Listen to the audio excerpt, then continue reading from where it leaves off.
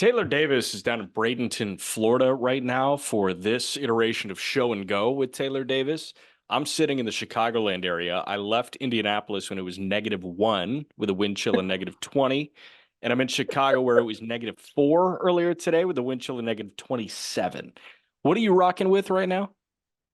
Yeah, it's a tick warmer than that. I will say though, now you know what it feels like to play that -27 that we played in St. Paul.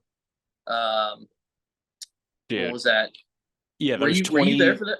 Yeah, that Was was it 22, right? 2022. It was end of April. Indy was in St. Paul, and you guys were playing in. There was a snowed out game, but you guys played the night after that when I think So it was 27 degrees at first pitch. so the first the first game was colded out. The second day, it was actually colder, but it didn't snow. So they're like, we can't do this twice in a row. Yeah. We showed up. It ended up being the coldest game in the coldest professional baseball game in the history of the state. Damn. Yeah, the wind chills were below zero. It was. You want to talk about something funny? I mean, not really, but kind of was watching O'Neal Cruz play in that game. So I was going to say, because I was calling that game remotely. Like I was sitting in Indy in a warm booth and we were watching that game, and I pull out my iPhone weather and I'm just like, all right, temp at first pitch, 27 degrees. And like the real feel was like 4 or something at first pitch, and it dropped below that. But I was texting so many people, and I got on the phone with people the next morning. I was like, I love watching O'Neal Cruz play baseball, but last night he put together some of the most uncompetitive at bats I've ever seen in my life. And it was like, Henry Rowan Gardner. dude, it was like 88, 87, just like right down the pipe. And he was standing there, like, didn't even load. He's like, I'm not doing this. I don't want to do this. He made a business decision, and I respected the business decision. Yeah, that was such a bad spot for him to be in. And, there was already drama there to begin with everything going on with him being in AAA. Right. Now it's miserably cold for this Caribbean born kid. Right. So funny. I, But I asked him when he came back, I was like, you didn't want to do that. And he's like, coldest I've ever been. I was like, yeah, I totally understand that. Things on the agenda for us today. I want to talk about, why some teams are operating like small market teams when they are historically non-small market teams. And then kind of dovetailing off of that, there are some teams that it seems like everybody wants to go play for. And then there are some teams that it seems like nobody wants to go play for. And they are in the bidding wars with these teams that everybody wants to go play for. And there's one team in particular that keeps on winning with like the high ticket guys. But, like San Francisco has been in on everybody. Why is San Francisco not getting anybody? Why is Toronto not getting anybody? The only guy that they've really gotten so far is Kevin Kiermaier. It's kind of bizarre. I want to start with the Boston Red Sox, though, because the Boston Red Sox, like, it seems like I'm reading a new report and a new article in The Athletic or on MLB Trade Rumors every morning where it's Craig Breslow wants to do this, but the Red Sox were priced out of this free agent. Why are the Boston Red Sox getting priced out of free agents? They were priced out of Yoshinobu Yamamoto. They were apparently in on Imanaga, and then they had to pull out. Like, they couldn't match what the Dodgers gave Teoscar Hernandez. There have been a whole bunch of different guys that have signed elsewhere that have been connected to the Red Sox. And everything that I read is they were too expensive for the Boston Red Sox. And my question to you is simply, how is that the case with the Boston freaking Red Sox? yeah, I mean, I kind of question that myself. When you look at a lot of these names, the interesting thing to me has been the narrative behind it. As in, I feel as though the narrative has changed while we're talking about this. I see the same articles, and in one of them, we're talking about the Red Sox not going through a rebuild, and then in another one, we're talking about the Red Sox selling off some pieces so that I can get some pieces for the next coming years. Like, I just feel like the moves have been a little bit interesting. I think it's always good for baseball when a team tries to win, right? Tries to compete right now. A little bit of me wonders if what Boston is doing is kind of a sign of respect to the rest of the AL East. Like the AL East is so talented right now that to get out of the AL East is going to be really difficult. I mean, Boston's the worst team in the AL East. Yeah. For them to become the fourth place team in the AL East, it's going to take quite a bit. So you're saying pretty much like might as well hold the money right now, might as well stay cheap if you have zero guarantee of being competitive in your division. Exactly. It seems like right now, and I don't want to undermine, like, hey, Vaughn Grissom may be great. Tristan Casas may take a big step up. They just gave 75 mil to Masataka Yoshida. So, I can applaud the players from an individual standpoint, but as a team, on paper, they are the worst team in the American League East. So what you're saying is, well, if we have no shot of even being at the top and being a true World Series contender, we might as well just hold our money and wait till we see some cracks in the armor from Toronto and from New York or from Tampa. Like Baltimore's got no cracks. I don't think Tampa's ever going to get cracks, but Toronto may be a little bit closer to a rebuild than we may think. Like Vladdy's got to get paid. Yeah. Bichette's got to get paid. Gausman has, I want to say, 2 more years left on his deal. So this in turn becomes, okay, maybe we just wait until Toronto gets bad and then we start to pounce. I think it could be, and I don't think it's necessarily that you don't think you can win the division. I think that it's the race to get to the playoffs in the AL East is so difficult, right? Like we've talked about it on this podcast before about how I think a lot of mindsets have changed and a lot of teams really go in this fashion of like, just get me to the playoffs. They're so volatile. Anybody can beat anybody in the playoffs. But I think if you're in the AL East right now and you're the Boston Red Sox, you're looking at this, you're going, okay, the Yankees just traded for Juan Soto, which means they're probably going to make some moves in the middle of the year, right? We know who the Baltimore Orioles are. We know who the Tampa Bay Rays are. Toronto is in an interesting spot, as you noted. They're going to have some decisions, right? Am I going to pay? I think it really comes down to, are you going to pay Bichette and Vladimir Guerrero, or are you going to let them walk? Because that's your options to me. Right. When I look at this, I say you pay them both or you let them both walk. Well, or you trade them. But you don't. You either sign them both or you don't go for either of them and you go for a rebuild.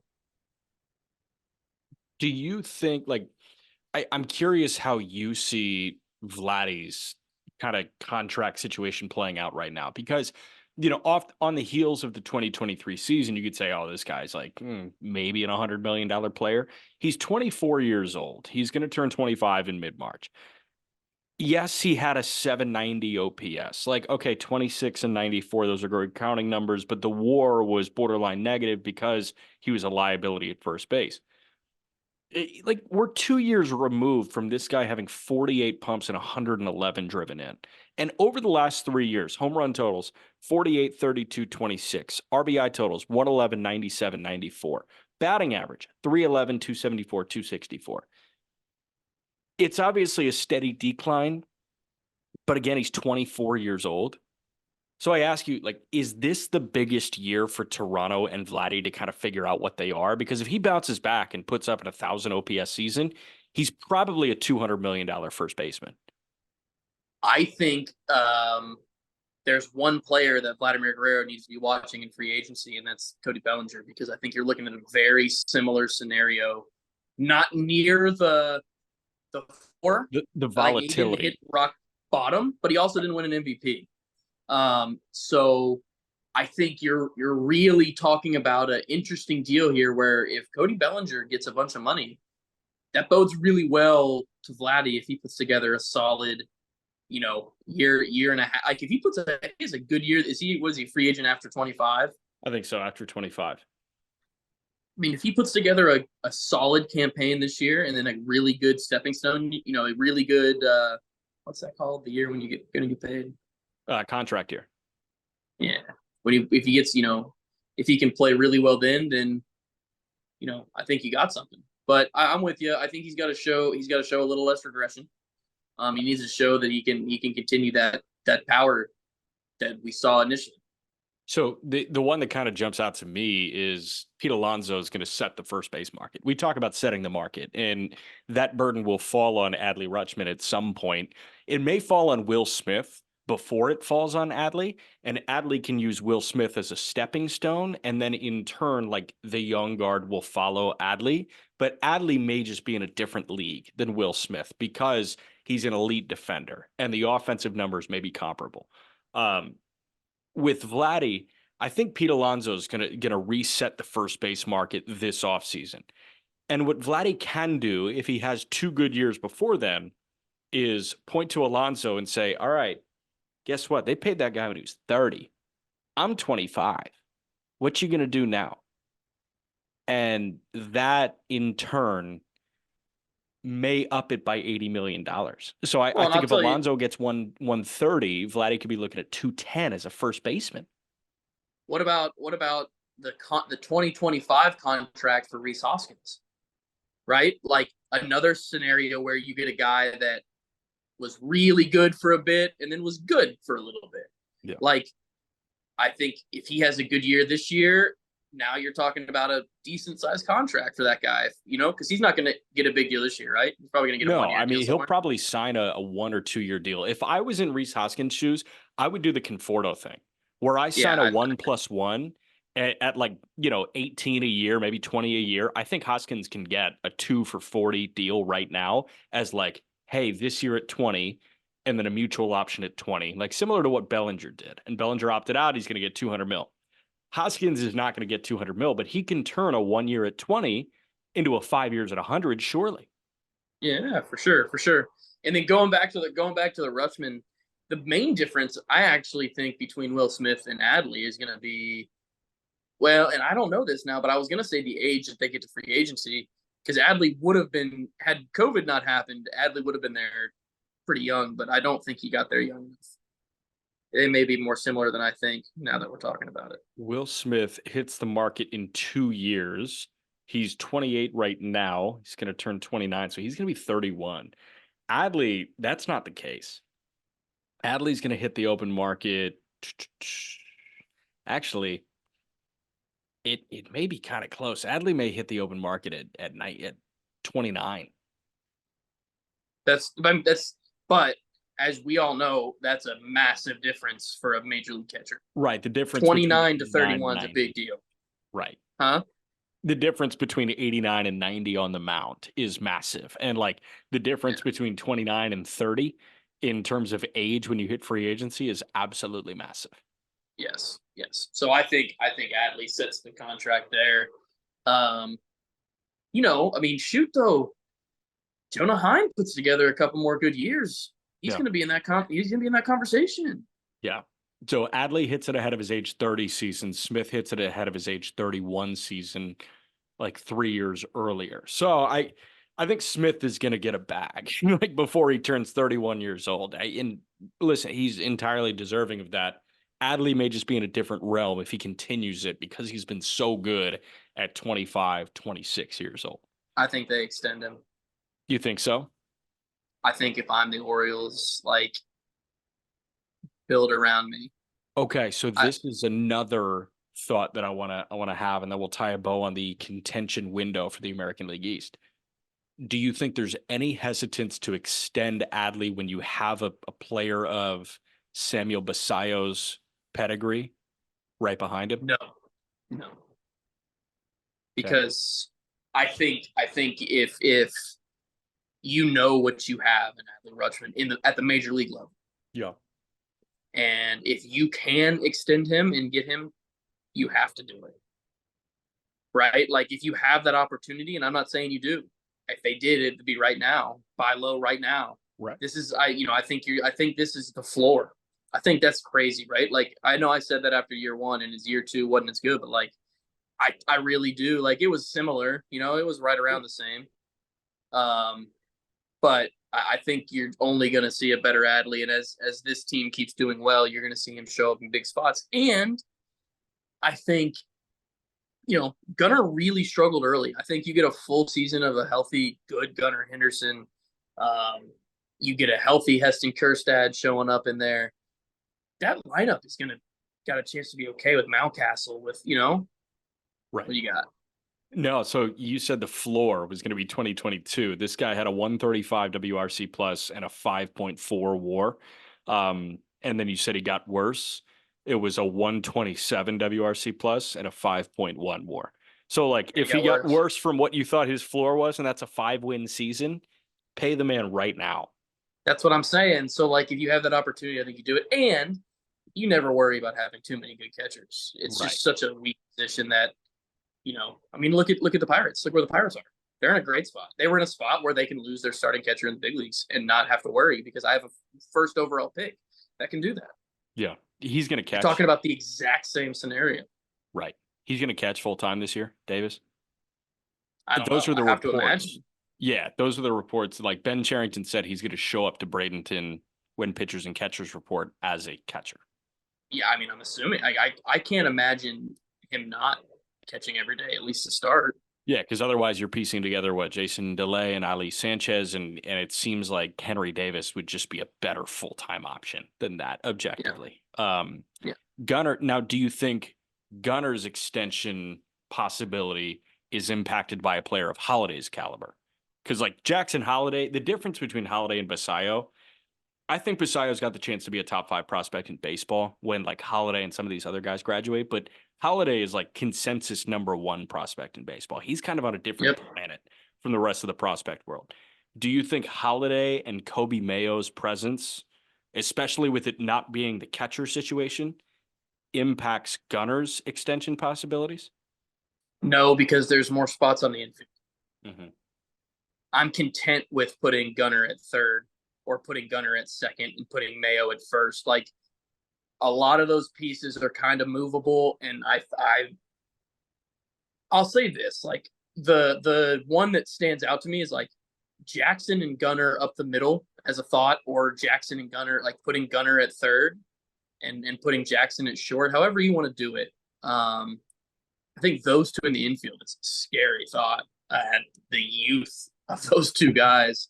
But no, I don't think so. I think, I'll tell you what I think is going to be interesting, maybe scare off the Orioles a little bit. Is like, I think I think if I'm Gunner's agent, I go and I look at the Corbin Carroll deal and I say, look, like, we want more than Corbin.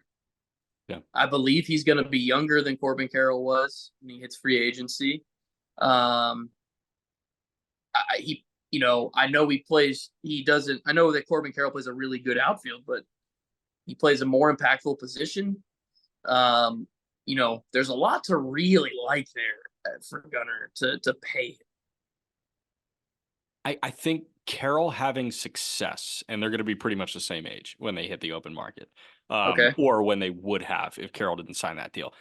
I will say the difference between a 4.5-win season and a 6-win season in your rookie year is like pretty big. Like that's another player. But the fact that Carroll was so good out of the gate, I think actually helps Gunner's case. And while the Orioles front office could point to that and be like, well, he's an alien life form and we think you're a damn good player. It's like, we just don't know if you are one of the better players in baseball for the foreseeable future.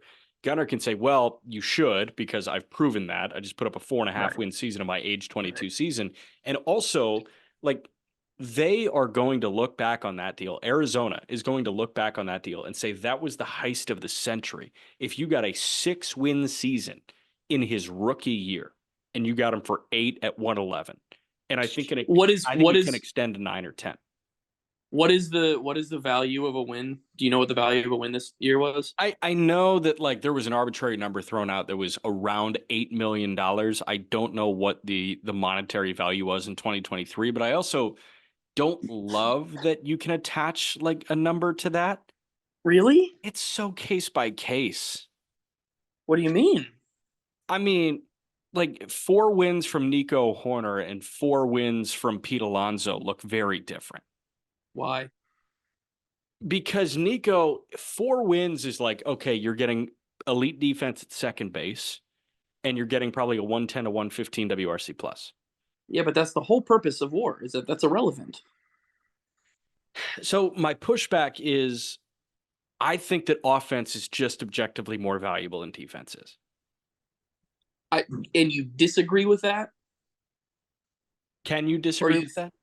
No. Like you're saying you do think that it is, I or do you're think saying that you it think is. that baseball values it more. I do think that a pound of feathers in this case does weigh less than a pound of bricks. I think that 4 wins offensively weighs more for me than 4 wins defensively. Now, if it's in center field, okay, like then it's up for interpretation. If it's at shortstop, then it's up for interpretation. But like a second baseman that is elite defensively, that's putting up a 115 WRC plus. Alonso, a 4 win season for him looks like a 160 WRC plus, and it looks like, damn near 50 homers and like 125 driven in. And I'm just going to take the guy that gave me 50 and 125 because I feel that offensively he put me in more positions to win games than my second baseman making every play But he was also putting you in situations to not win games defensively, which is why he defensively. had to hit 50 home runs. Yeah, but my thing is like, okay, we're having this conversation and we're talking about two non-premium defensive positions, right? Second base and first base. So the conversation can change. I think the conversation is really malleable. That's why I don't love attaching that number value financially. Do you okay, that's fair. That's fair. I like the concept of being able to say like, because now you can look at that Corbin Carroll deal and you go, look, he made $48 million. He was worth $48 million this year. Right. So if I'm the Arizona Diamondbacks, he was worth half of his contract this year, Yeah, or a third of his contract this year. You know what I'm saying? for sure. As far as the 4 wins in where it matters to me, I think positions where you're not gonna get value from normally, it may be slightly higher, but I just think that um, I love WAR as a stat because I think it's the best way to judge, to just go, hey, like, in a vacuum, who Are you a is good who is player or not? worth more? Yeah, Who is worth more? Who is, if I want to take a first baseman and a relief pitcher, right. So I can that's do the that. thing. Yeah, so I think maybe our wires got crossed for a moment because I think WAR is like the best number that we have in baseball. I Okay. That is the best Yeah. understanding and calculation of value. My thing is I don't love attaching a monetary value to a WAR number. So I don't like saying that each win above replacement is worth X million dollars. Do I But think isn't WAR there is the isn't best isn't number?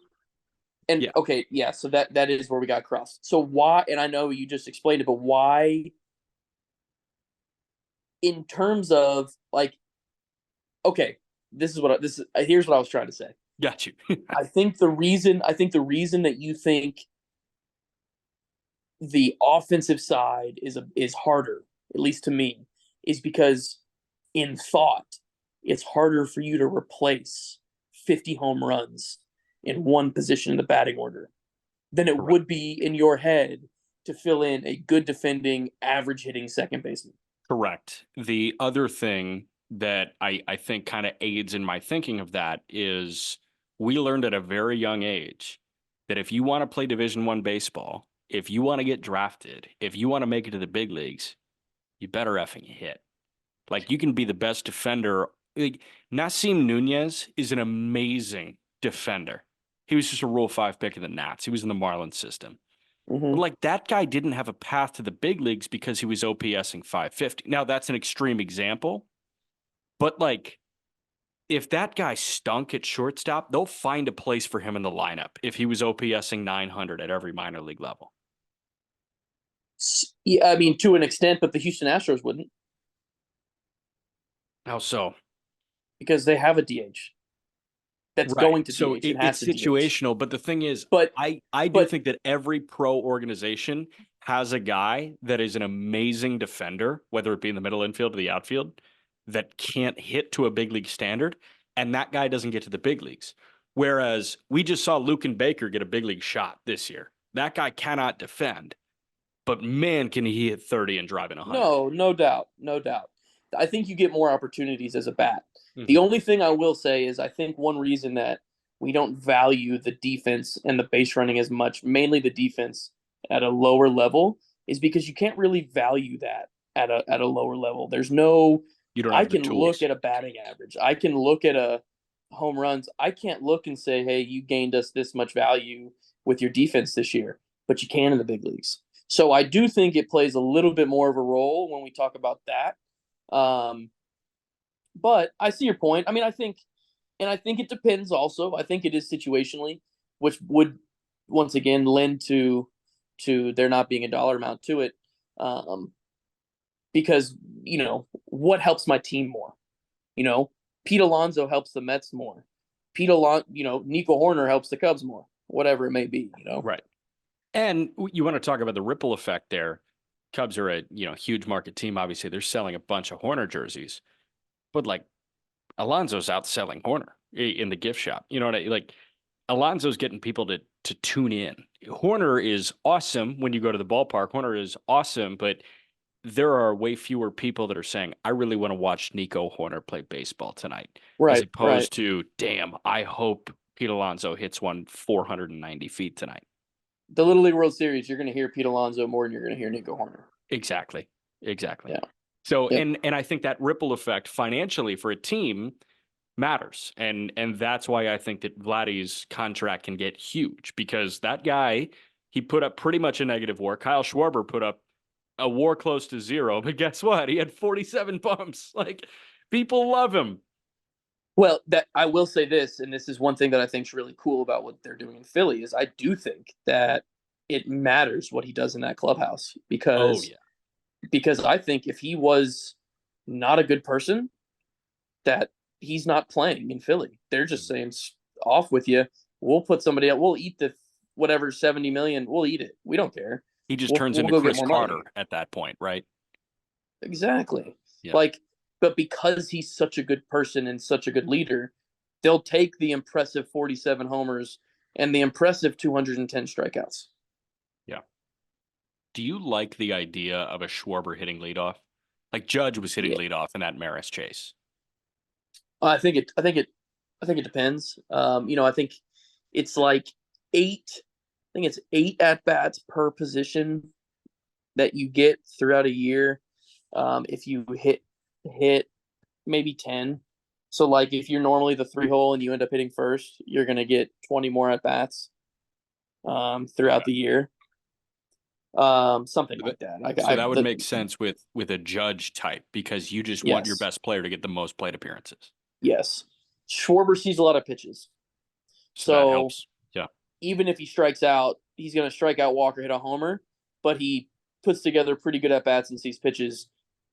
So I know that even though he may not get on base, he's going to make that pitcher throw in 4 at bats. The pitcher's going to have thrown 25 pitches. Right. Makes sense. So I'll take that. And I think he does a good job. I think a leadoff hitter is very similar to a closer in that, like, I don't think it takes anything special. I just think it takes a certain kind of mindset to be a leadoff hitter. Like, you're only doing it once a game, right? Like, it's not really that big of a deal. Yeah. But you're also like, you are the top of the lineup and you recognize that. So it takes a dude, like, you got to be good with that. Yeah. But I don't need my best guy there always. Right. I understand doing it sometimes though. And you need to assume that identity. Like Seager is not necessarily a good leadoff guy, because No. more than ever, he's swinging at the first pitch. Well, and just, yeah, you don't want to put that guy there. That guy's not built to be a leadoff guy. No, Exactly. he's built to be a run producer. Right. There's a little pressure on you because you got men on, and hey, he's going to ambush the first pitch because you're trying to get ahead, and getting ahead means throwing a pitch in the strike zone.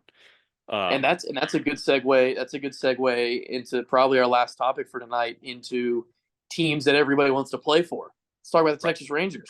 Right. A lot of people want to play for Texas. I do want to tie a bow on the AL East thing real quick. Oh, sorry. No, you're good. Just like wrap up on the Red Sox, because they do have one of the better farm systems in that division. Like the Jays farm system, unfortunately, is just not that good. The Rays are always good. Baltimore is amazing. They're all proximity though. Like they're all in the upper minors, it seems now. And the Yankees, like they just traded Drew Thorpe, who was probably their best pitching prospect. They traded Richard Fitz, who might have been their 3rd or 4th best pitching prospect. Like obviously they got the young guys in Dominguez, but Pereira really struggled when he got up. Peraza really hasn't hit his stride at the big league level. Volpe showed some signs of youth. I think he's going to be great over his next 5 years at control. But Boston's got a Roman Anthony, and they're hoping that Marcelo Meyer bounces back. And they just drafted Kyle Teal, who looks like a top 100 guy. Do you think they're going to try and time up their spending for when those guys get there? I think you do a combo of that and monitoring what happens in Toronto. Yeah. I think we kind of pay attention to what happens in Toronto, and if Toronto pays those guys, then I think maybe you kind of go. You just say like, there's no more waiting. Right. And if it looks like they're not going to pay those guys, then you wait. And when they don't pay those guys, you go and you pay. So that's the thing. It's like they just need a decision from Toronto. It's almost like hold, hold, hold. And as soon as they get closure on either end, it's okay, fire. Yeah, I think you gotta try to get a little bit better though. Like you gotta try to make one major move each offseason. Go get one big move. Even if it's like a relatively minor, seemingly minor move, go get a really good clubhouse piece for Yeah. a multi-year deal. Like let's get the clubhouse right. Let's go get a starter to let our relievers, say let's go get a closer. So, something. Let's go get Josh Hader. Let's give Josh Hader 5 years. You know what I So mean? Hader's really the only guy left in that bucket because Bellinger is not going to Boston. Why not? No space. Duran, Rafaela, like I mean, you make space Yeah. for Cody Bellinger, but Casas is at first. Like they just don't need him. You can always get a better closer if you don't have Hader or Felix Bautista or Edwin Diaz. Like the Red Sox, okay, they've got Kenley Jansen, but like that's all right. Like you move Kenley to a setup role and like have Hader throw the ninth inning.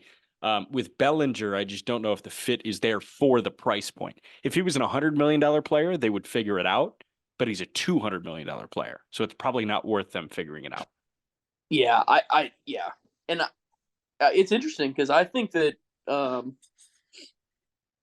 if you're going to try to win in 2 years, I don't know. It's still far away for a reliever. You're going to somebody's going to give Hader 5 years.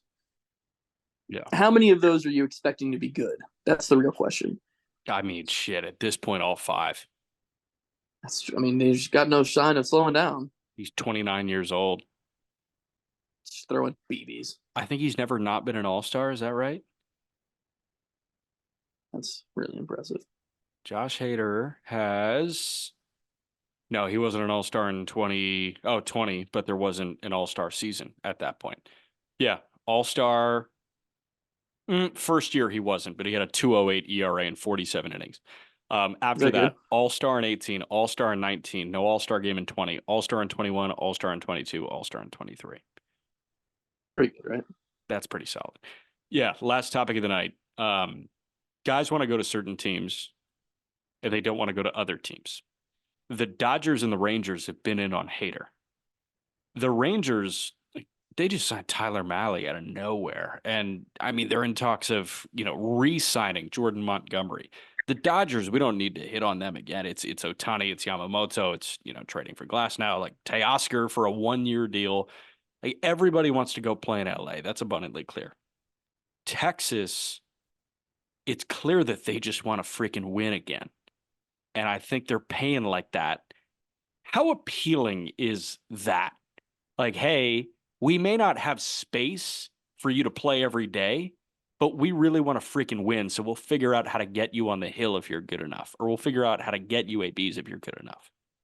And you've got one of the most beloved head coaches in, managers in the world, and Bruce Bochy. Right. I think what Chris Young is doing is incredible. I talk about him all the time. I think people want to go play there. They want to go play for Chris Young. They want to go win. I think that's a fun place. And, I think this started with Atlanta. I think Atlanta started this trend of like being proud of signing as a group, and it started this trend of like, man, these teams doing this again. Because this is what happened in the late 90s when all those teams put together those monster teams in the AL East and those monster teams out West. You're kind of seeing that again in a different light because there's a luxury tax cap now, but like you're seeing that these teams put together these monsters, and it seems like it started in Atlanta, and now you go to Texas, and it's like, man, everybody wants to go. Some guys, I'll take a pay cut. Yeah. Teoscar Hernandez took a pay cut, I am sure, to go to LA, Oh yeah. right? Like, um, you know, we all know what Shohei did, but you know, I think the Shohei thing to me, it was a no brainer that he stays in LA, just with The better like organization. I mean, the whole thing, right? Like they didn't bat an eye to 700. He didn't bat an eye to tell him I don't even need it because I'm making more money off the field than you're going to pay me on the field, so it's fine. Yeah. It's crazy.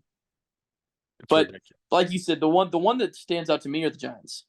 The Giants are the one that stands out to me that like they're clearly doing something, and that like they don't people don't want to go there. Which is bizarre. And I know that Yamamoto, like they got Jung Hoo Lee, which I appreciate. Like they're willing to spend, which I so greatly Right, appreciate. right, 100%. Yamamoto said, if I didn't end up in LA, like, hey, it's the Dodgers, like the Dodgers met the number. If I didn't end up in LA, I really liked San Francisco's pitch to me. Um, I'm just curious, like, and I saw the stuff on Foul Territory that some people were saying, like, hey, they thought San Francisco as a city was on like kind of the descent and it was getting gross and it was getting dangerous. I don't think that's fair. I can see how that narrative can be a collective turnoff for players that haven't been to San Francisco. So when the first thing you hear about San Francisco is, oh, it's getting dirty, versus the first thing you hear about Arlington is, oh, that ballpark is great and they want to win. I know which one I'm choosing, even if the Rangers come in at 10 million less. Yeah, I do think I mean I've played with people that, you know, everybody travels, right? So like Yeah. everybody's when you're a free agent, you've been just about everywhere. You can Most see likely it you've for been to. yourself. Right. Yeah. It's I mean it's interesting. It's, if you've got an interest, if you've got a family, it's an incredibly expensive place to live, So first of expensive. all, right? And on top of that, you're going to pay an incredible amount of taxes. And at times, if you don't feel safe, it might not be worth it for you. It might be worth it for you to take a $5 million pay cut to go somewhere else. Yeah. I It's just hope we're not seeing that, because I hope we're not seeing that with a team that's willing to spend. And the other thing is, I really hope that the Giants understand that they just got the biggest gift in the world from Major League Baseball, and that they now own the Bay Area. yeah. There is no athletics. Yeah. Not that they're gonna not lose fans, and that there's gonna be fans that go to Vegas, sure, but you are the only team there now. Like, take advantage. For sure. They are going to grab a bunch of fans. I do believe that.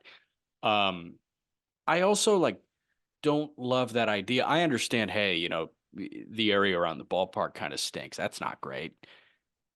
Thing is, like, these guys are not living within 10 minutes of the ballpark. They can find a good neighborhood in San Francisco if they do their due diligence. You know what I mean? Yeah, you can, but once again, you're talking about typically guys that are signing free agent deals have families. What Right. are those families doing during the day? They got to get to the field every day, and when you're not home, they got to get, wherever they got to go around town. Right. So if you don't, I'm saying all of that to say, if you don't like the city, that's a big deal. You have to I like it. know, Right. I know there have been players that have signed and not signed with certain teams because of how they treat their families. For sure. Like, I know there were people that signed with the Cubs because of how good they treated their families. 100%. And Um, think about how accessible Wrigley is for people that live on the north side of Chicago. Like, there 100%. are some really nice neighborhoods up there that Yep. I'm sure all the Cubs live in. Wrigley's super accessible. You don't have to hop on the highway versus a New York. Like, I'm sure there are people that push New York to the side because they don't want to deal with it. Yep. 100%. 100%. Absolutely. Which is why you've seen those markets have to pay more typically, you know. Yeah. But it is just an interesting trend in baseball that, you're getting the super teams, and then you're getting these groups of teams that nobody wants to play for. It's not good. Like, It's not. that feels like a bad omen. It's not good. Let's hope they can figure it out. Cool. This was fun, man. We'll do it again. They're late this week, early next. Cool. Let's do it.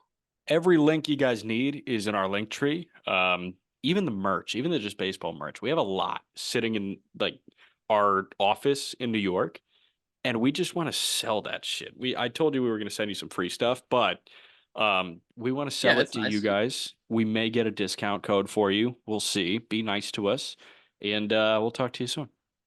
Sounds good.